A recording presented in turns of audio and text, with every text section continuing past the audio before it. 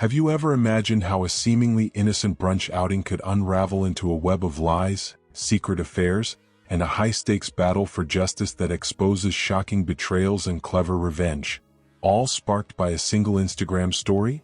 Strap in, folks, because this pulse-pounding saga of deception, gaslighting, and triumphant comeback is loaded with unexpected revelations and edge-of-your-seat twists that will have you cheering for every smart move, right up to the jaw-dropping finale where truth finally prevails.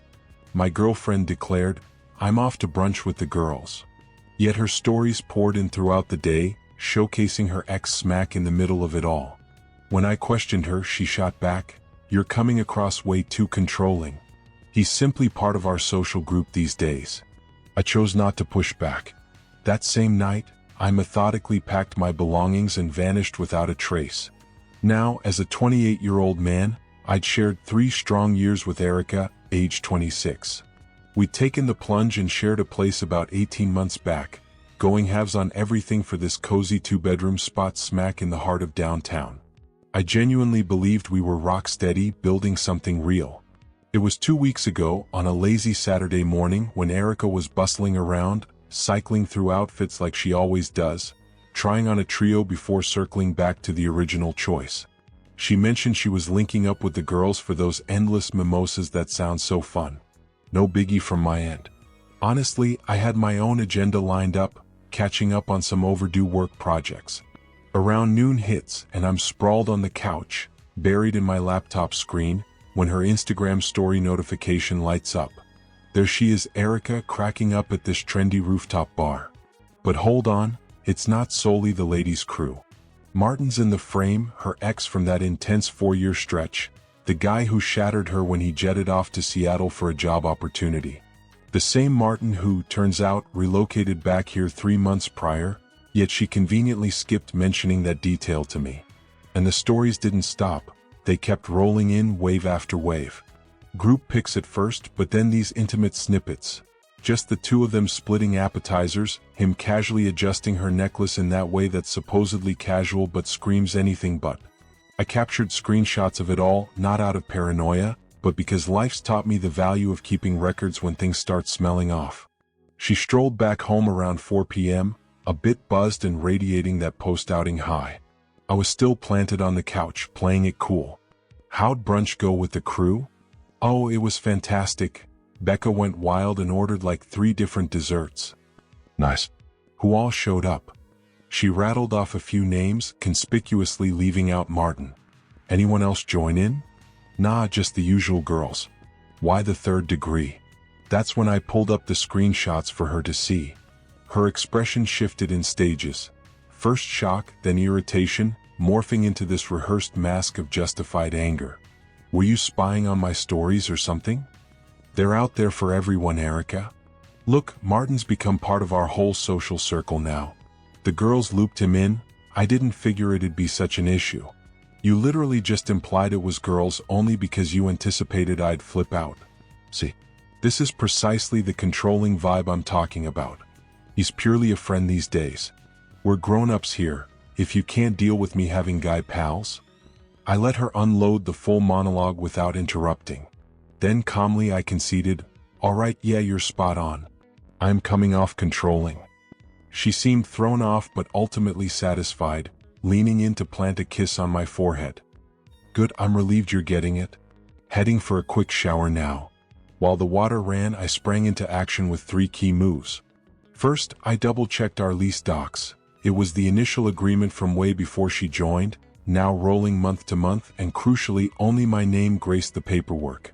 We'd always talked about adding her officially, but distractions piled up, and now that oversight felt like a lifesaver. Next, I shot a quick text to my pal Jonathan, the guy who runs a storage facility business. Then the packing began, not some frantic frenzy, but a systematic sweep. Vital papers first, gadgets and tech next, followed by my wardrobe. I loaded up whatever fit discreetly into my car, keeping it subtle so nothing screamed, "Escape," right away. Erica emerged, towel rubbing her hair, oblivious to the thinned-out closet or the vanished laptop station. She just tossed out, "What are you craving for dinner?" "Up to you, I'm flexible," I replied. We grabbed some Thai takeout, binged a show on Netflix. She dozed off against my shoulder as if the day had been utterly normal. I lay awake into the wee hours, replaying our 3 years, the dreams we'd sketched out, the engagement ring fund I'd quietly started building. Come 3 a.m., I rose silently, finished stuffing the remaining essentials, and penned a brief note. "You're absolutely right. I've been too controlling. So, I'm stepping out of the picture entirely. Rent's covered till month's end. Your belongings are untouched. Kindly vacate by the 30th. I hit the road straight to Jonathan's. He'd prepped his guest room ages ago post his own split. Life's ironies, right? My phone erupted around 7 a.m. "What the hell, David? You can't vanish like this. Where are you? This is beyond childish. We gotta hash this out maturely." I stayed radio silent, even updating my status to single online. That's when the plot thickened.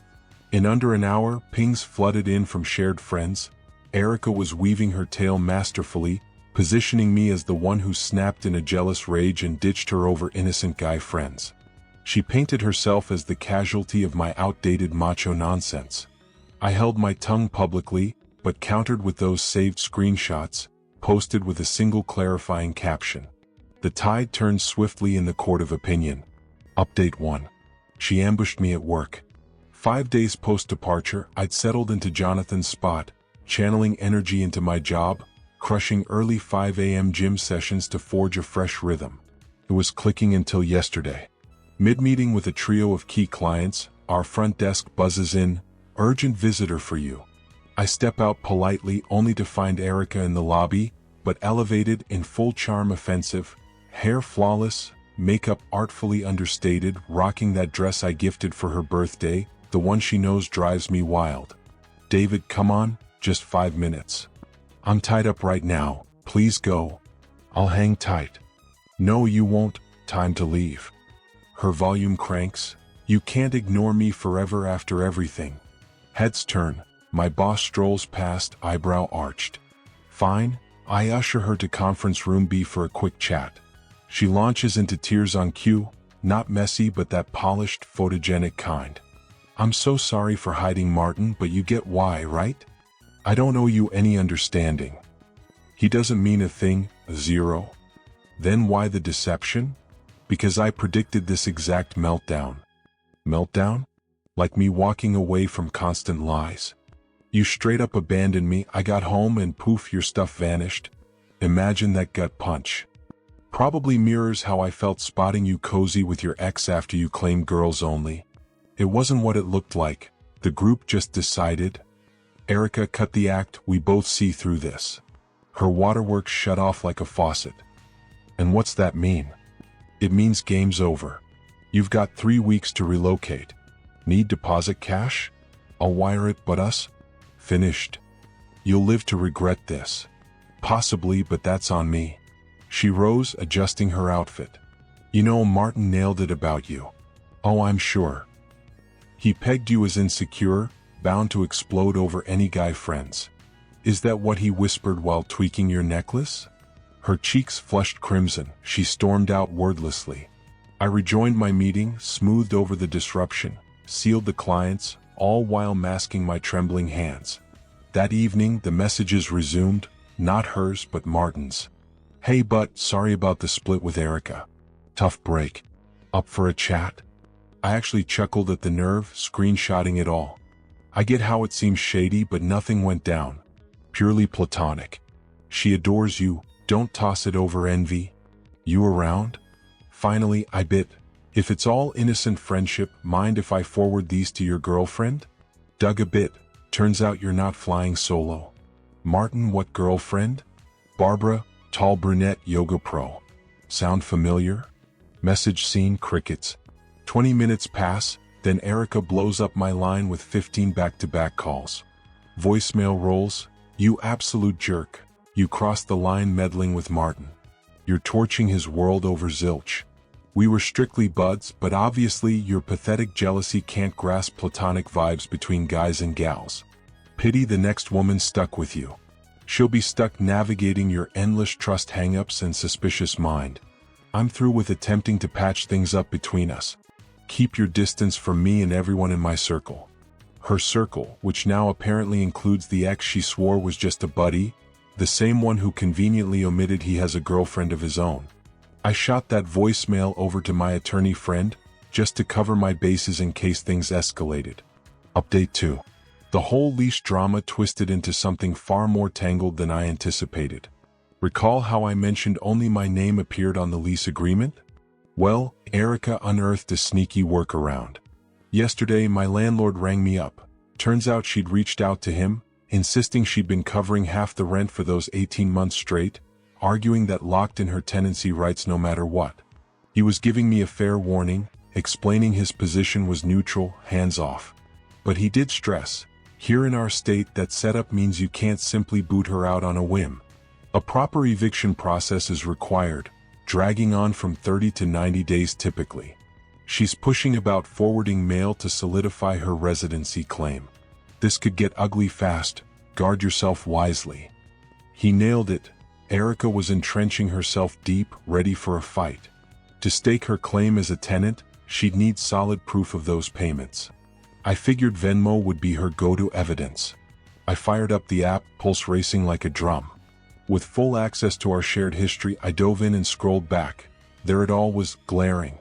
Buried among 18 months of rent splits and utility shares were these eyebrow-raising transfers she'd made to Martin. $200 for last night, $150 tagged birthday surprise for R, $100 on wine for the weekend. All time-stamped in the past 3 months, lining up with her so-called late nights at the office or crashes at her sister's place.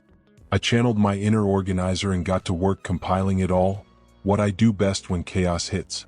Whipped up a clean spreadsheet, columns for dates, exact times, her fabricated whereabouts versus the real deal, cash outflows, the web of deceptions. Then I sat tight, biding my time. This morning brought a call from Erica's mom, someone I've always clicked with, a real gem. She spent 3 decades shaping young minds in elementary school, no nonsense about her. David, I'm not here to pick teams, she started, but I have to ask straight, is Erica okay, truly safe? Of course she's safe, why on earth wouldn't she be? She's been spreading stories that you're trailing her every move, that you've breached her accounts, that she's genuinely frightened. Ah, I get it now. For the record, I don't buy into it. 30 years in the classroom hones your lie detector skills, even if it's your own flesh and blood. That means a lot, Susan, thanks. Mind filling me in on the real scoop? I laid it out plainly, no embellishments, just the cold facts. A heavy pause stretched on her end. That lines up with Martin popping back into the picture out of nowhere. Yes, Susan, I'm truly sorry. I did my best raising her right. This isn't how I pictured things. You knocked it out of the park. Folks chart their own courses in the end. Hanging up left me feeling a surprising lift, like a weight eased off. Affirmation from the unlikeliest source packs a unique punch. Erica must have picked up on the changing tides because her messages pivoted hard. Not the fiery blasts anymore, but this pleading negotiation vibe. Can we sit down and really talk this through? I know I screwed up big time, but 3 years, David, we can't just erase that. I'll commit to couples therapy, swear off Martin for good. Don't let us crumble like this. I kept silent on replies, but scouted some apartment ads instead. Snagged a sweet studio right in the city core, flexible month to month. At times, the smartest play is yanking yourself off the game board altogether. Then bam, major curveball, Barbara slid into my DMs. Hi, stranger here, but I think a conversation's overdue. Hey, absolutely, let's do this. Tomorrow work? Coffee spot. Perfect, when and where? We're linking up in 6 hours flat. Bound to be a revelation. Update 3. That coffee sit-down flipped the script entirely. Linked up with Barbara this morning at a bustling downtown Starbucks. Spotted her instantly. She carried that bone-deep weariness, the type etched from unraveling a web of lies in your own romance. She's already claimed a quiet corner booth, 2 steaming cups waiting. Grabbed you a straight black. Martin let slip you skip the sweet stuff. Martin chats about me, huh? Her chuckle rang hollow, edged with sarcasm. Oh, he yaps plenty. The jealous ex who can't stomach Erica's guy pals, The overbearing type who drained her joy, the excuse she needed for a sympathetic ear. Figures, that tracks perfectly. Yeah, well? She whipped out her phone. I went sleuthing after your ping to him. Screen after screen of texts unfurled, dozens between Martin and Erica stretching back months. Had his Apple ID linked for Find My iPhone. Overlooked that his messages synced to my iPad. The exchanges scorched. Martin last night blew my mind. David's pulling a late shift Thursday. I crave what we had, soon love. And deeper cuts, way more explicit. Schemes, vows, snapshots I could have lived without witnessing. How far back? 4 months minimum, possibly more. He upgraded phones in July, so that's the cutoff. We sat there, two outsiders forged in betrayal's fire, absorbing the quiet. Your next move? I ventured. Already handled, booted him last night, swapped the locks. His crap's stashed in storage, codes his mom's birth date, he'll crack it eventually. Decisive and sharp. And you? Pushing to evict her, it's a knotty mess. She bobbed her head, then nudged a USB drive my way. The works is on here. Every screenshot, timestamps, the full rundown. My lawyer vetted it, rock solid if you need leverage. Why go this far? Screw 'em both for starters, but her exhaustion crept back. Martin's been smearing you as some deranged stalker to anyone who'll listen. Erica's echoing it loud. They're crafting this twisted tale, you deserve some firepower. Grateful doesn't cut it. Hold the thanks, there's extra. She pulled up Erica's Insta, a fresh post from an hour prior. A lengthy manifesto on enduring emotional torment, escaping possessive clutches, summoning inner power to break free. Comments poured in, hundreds rallying with empathy. But the irony?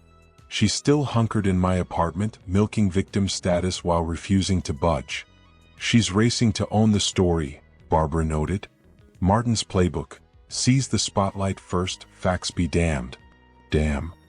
Oh, and David, that Denver conference? Neither attended, they jetted to Cabo instead. Got the proofs right here. Martin hoarded M for reimbursements. We dissected notes for another full hour, piecing together a damning chronology. It ran deeper than I'd feared. The mind games, the pitting us against one another, the calculated manipulation. Parting ways, Barbara pulled me into a quick embrace. We'll come out stronger. It might drag, but we'll thrive. I cruised back to Jonathan's, a whirlwind of justified rage, hollow ache, and everything between, but armed now with a concrete strategy. Step 1. Looped in the lawyer, unveiling the lease tangle, Venmo trails, Barbara's bombshell files, Erica's online smear fest. His verdict? This? Pure gold, absolutely stellar. He broke it down. Routine evictions crawl along, but her viral victim posts? They flipped the switch, altering the entire playing field. We can't secure a straight-up immediate eviction, but we can push for an urgent order forcing her to leave right away. She's out there openly labeling you as an abuser, all while digging her heels in and refusing to budge from what was your shared space. But legally, it's your home through and through. That setup breeds a dangerously toxic and unsustainable vibe, one a judge won't ignore. At its core, this isn't just about the cheating. It's the smear tactics piled on top of her unauthorized holdout that's the real kicker. How soon could it happen? The court date for that order gets slotted in within just a few days. With the ammo we've stacked, our position looks ironclad. And David, he added firmly, ramp up the record-keeping on everything, every exchange, each social post, any witnesses stepping forward. She's ramping things up, and folks who spin webs of lies this effortlessly rarely pump the brakes on their own. Spot on as always.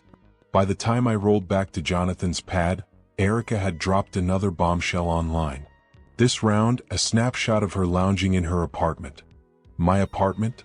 A posed selfie where she's ranting about staking her claim and refusing to let some abuser chase her from her sanctuary. The feedback section exploded even wilder.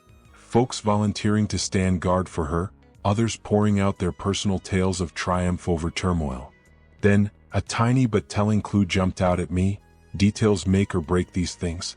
Tucked in the selfie background, right on the counter, sat a premium whiskey bottle, Martin's go-to label, and not one but two glasses gleaming beside it. A careless, overconfident slip-up if there ever was one. She's not merely crashing there, she's hosting full-on. I zipped a screenshot straight to my lawyer. His reply pinged back in seconds, log that, stamp the time. Prime exhibit for pushing the emergency order. She's not cowering in fear, she's toasting her victories. And here I sit, clock ticking past 2 a.m. in Jonathan's guest room, hammering this out because sleep's a lost cause and I need to vent to somebody, anybody, about how utterly bonkers this spiral has become. 3 weeks back, I was convinced this woman was my forever, dreaming of rings and vows. Now, I'm piecing together a courtroom arsenal against her while she morphs me into the week's most hated figure across feeds. But you want the gut-wrenching truth? The absolute worst slice is replaying that pre-brunch morning.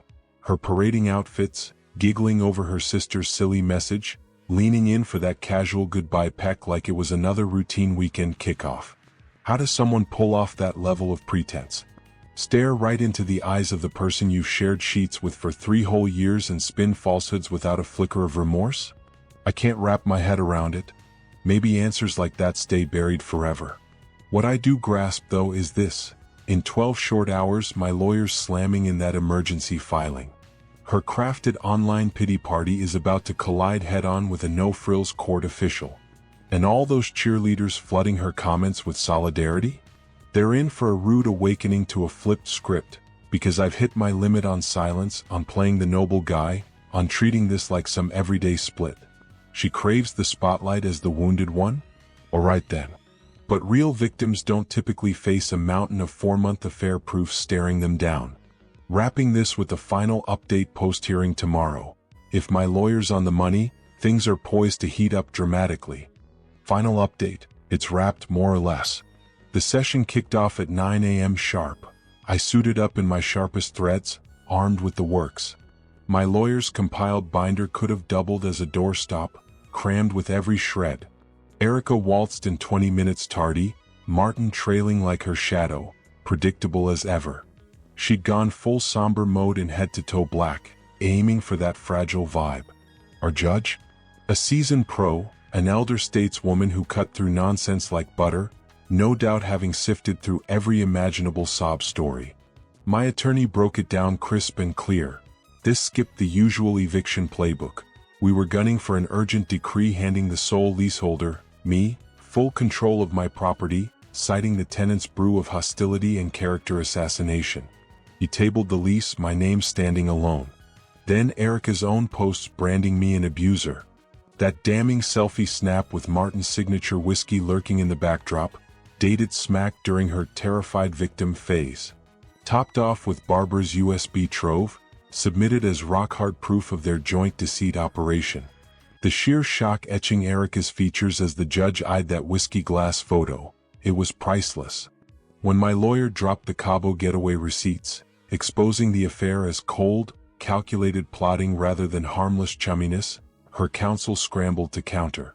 He droned on about renter protections, psychological strain. Judge Davis shut it down mid-sentence. Counsel, your client has hurled grave abuse allegations at Mr. Peterson, weighty stuff. Yet she's not only lingering in his residence, she's apparently playing host. You can't straddle being a petrified survivor and a relaxed occupant. It torpedoes her trustworthiness completely. Erica's lawyer begged for a timeout. They clustered in a huddle. She kept darting frantic glances my way, not rage-fueled anymore but pure alarm. Back in session, her side caved. They'd clear out in 48 hours flat if I nixed any looming defamation suits. My lawyer eyed me for the call. I could have dug deeper, but closure trumped all. I just craved an end. 48 hours to haul her gear, followed by a pro clean on her dime, and those accusatory posts scrubbed from her feeds pronto. The judge sealed it official. Erica inked the deal without so much as a glance my direction. Filing out, Martin planted himself in my path, mustering this fake pity stare. Hey dude, for what it's worth, I'm sore. Stuff it, Martin. How's Barbara holding up? His expression blanked out. Who? We grabbed coffee, swapped war stories. She's thriving, new locks and all. Your stuff's in storage, code's your mom's birthday if she skipped the memo. He blanched white, mouth agape for a retort, but his phone lit up with buzzes. Dread washed over him. Another vibration. Erica yanked his sleeve. Let's bail. Off they went, the meaningless ex, the casual group buddy. My lawyer thumped my back. Spotless victory, how's it sitting? Truth? Hollow, not down, not elated, just finished. I headed back to the office, flagged my boss for the next couple days to oversee the exit. He waved off the week instead. Solid workplaces spot the ones who grind through hell. That was 6 hours past. Since Erica's smears about me vanished from her profile, then her whole page flipped private. Martin ghosted me across platforms. Barbara texted, words out, the posts tanked. Props to you. Jonathan swung pizza and brews, soda for my side. Mom rang, having caught the original buzz via a relative, fretting hard. I spilled the unvarnished truth. Her take, never warmed to her anyhow. In 48 hours the place reverts to mine. I'll scour it top to bottom, maybe slap on fresh coats of paint. New mattress? Non-negotiable.